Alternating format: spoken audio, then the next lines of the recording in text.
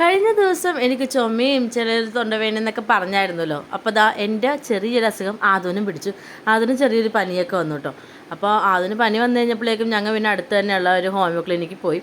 അടുത്തെന്ന് പറഞ്ഞാൽ ഞങ്ങളുടെ അടുത്തല്ല, എൻ്റെ വീടിൻ്റെ അടുത്തുള്ളൊരു ഹോമിയോ ക്ലിനിക്കിലാണ്. അവിടെയാണ് ആദൂനെപ്പോഴും മരുന്ന് വാങ്ങിക്കുന്നത്.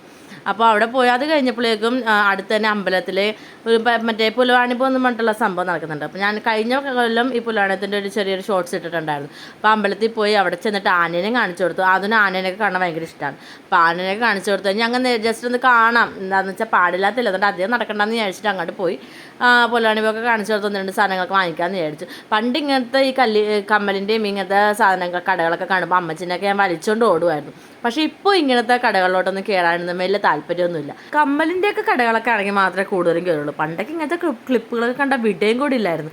ഇപ്പോൾ ഇതാ ഇങ്ങനത്തെ ഫുഡുകൾ വാങ്ങിക്കാനായിട്ടാണ് കൂടുതൽ ഇഷ്ടം. അപ്പോൾ എനിക്കൊരു കോളിഫ്ലവർ ബജിയും ചേട്ടയ്ക്ക് ഒരു മുളക് ബജിയും വാങ്ങിച്ചു. അപ്പോൾ എനിക്ക് കോളിഫ്ലവർ ബജിയാണ് കൂടുതൽ ഇഷ്ടം. ചേട്ടയ്ക്ക് ഇങ്ങനെ മുളകിൻ്റെയൊക്കെ ഫുഡിനോടൊക്കെയാണ് കൂടുതൽ ഇഷ്ടം. അപ്പോൾ അതിനും 1-2 കഷ്ണം കൊടുത്തു. അവനും ഇതൊക്കെ ഇഷ്ടമാണ്. അപ്പോൾ മുളക് ബജിയൊന്നും കൊടുത്തില്ല കേട്ടോ. അതിൻ്റെ മുളക് പൊടിക്ക് നല്ല എരിവായതുകൊണ്ട് ഞാനും അങ്ങനെ വലിയ കഴിക്കാനൊന്നും പോയില്ല. അത് കഴിഞ്ഞ് തിരിച്ചു വന്ന വഴി ഞങ്ങളുടെ ഇടവകപ്പള്ളിയിൽ പെരുന്നാളായിരുന്നു. അപ്പോൾ അമ്മച്ചിയൊക്കെ പ്രസിഡൻ്റായിട്ട് നിൽക്കുന്നുണ്ടായിരുന്നു. അപ്പോൾ അതുകൊണ്ട് അവിടെ വാഴ്ച ദിവസമായിരുന്നു അന്ന്. അപ്പോൾ ഞങ്ങൾ വന്ന വഴി അവിടെയും കൂടി കയറിയിട്ടാണ് തിരിച്ചു പോകുന്നത്. അപ്പോൾ നമുക്കിനി അടുത്ത വീഡിയോയിൽ കാണാം. അതുവരേക്കും ബൈ.